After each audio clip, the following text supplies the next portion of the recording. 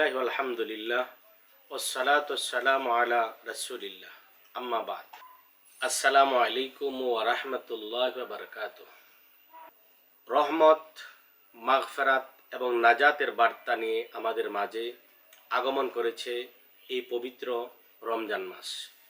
প্রিয় দর্শক শ্রোতা, সমাজকালের বিশেষ আয়োজন মাহে রমজান অনুষ্ঠানে আমি আপনাদের সাথে আছি প্রিন্সিপাল শাইখুল হাদিস মুফতি মোহাম্মদ সিরাজুল ইসলাম।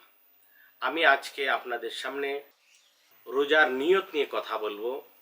পবিত্র রমজান মাসের রোজার নিয়ত কখন করতে হবে, কিভাবে করতে হবে এবং রমজানের নিয়তের গুরুত্ব কি, এ সম্পর্কে আমি আপনাদের মাঝে আলোচনা করব।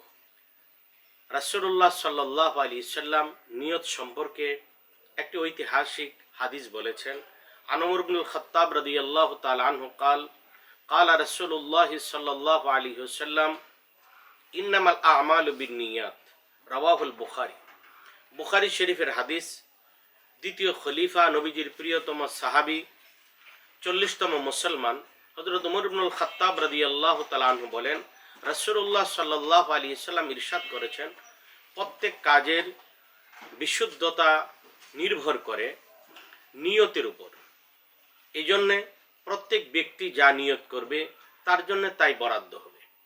এখন আমলের ক্ষেত্রে প্রত্যেকটা কাজের শুরুতে নিয়ত করা অপরিহার্য।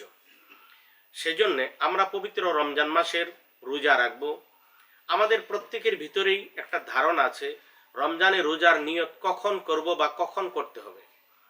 আসলে নিয়ত বলা হয় কসদুল কলব, মনের ইচ্ছাকেই নিয়ত বলা হয়। আমরা মনে যে ইচ্ছা করব এটাই আমাদের প্রকৃতপক্ষে নিয়ত। মুখে উচ্চারণ করা এটা খুব গুরুত্বপূর্ণ বা জরুরি নয়।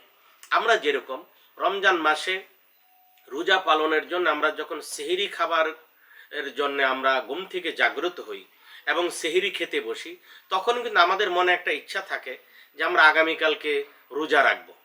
এই যে ইচ্ছাটা, এটাই আমাদের নিয়ত।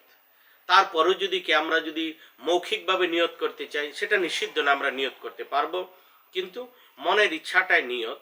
সেজন্যে আমরা নিয়ত নিয়ে কেউ চিন্তিত হব না, নিয়ত নিয়ে আমরা কেউ বাড়াবাড়ি করব না যে নিয়ত না করলে রোজা হবে না। এই জন্য এটাই আমাদের একটা নিয়ত। সুতরাং আমরা কি করব, এভাবেই সেহরি খেতে উঠবো। আমাদের মনে, প্রত্যেকের মনে এই তামান্না এবং ইচ্ছা থাকে আমি রোজা পালনের জন্য আমরা সেহরি খাচ্ছি। সুতরাং আমাদের মনের ইচ্ছাটাই নিয়ত হয়ে যাবে। আল্লাহ রাব্বুল আলামিন আমাদের সব ভাইকে বোঝার এবং মানার তৌফিক দান করুন। আল্লাহ হাফেজ।